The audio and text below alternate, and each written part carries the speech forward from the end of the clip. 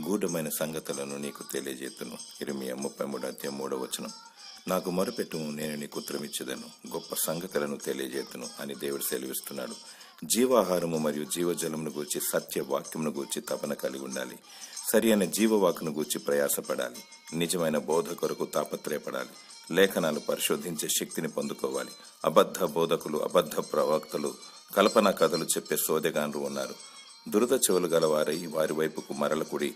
అనుకూలమైన సందేశాలను అంగీకరించకుడి. భూప్రపంచంలో బిలాము బోధ, నికోలాయితుల బోధ మరియు అపోస్తుల బోధ కలదు. ఈ అపోస్తుల బోధయే సరి అయినది. ఆయా కాలాలలో ప్రవక్తలను, బోధకులను, సంఘ సంస్కర్తలను దేవుడు వాడుకుంటూ ఉన్నాడు. నేటి కాలానికి కావలసిన సరి అయిన వాక్య ప్రత్యక్షత కొరకు ప్రార్థించు. అర్ధరాత్రి కేకను ఆలకించు. వధువుగా సిద్ధపడుటకు ప్రయాసపడము. ప్రభు అయిన యేసుక్రీస్తు రానిన్నాడు. జీవ పునరుత్థాన శక్తిని దేవుడు నీకు దయచేయునుగాక. ఆమేన్.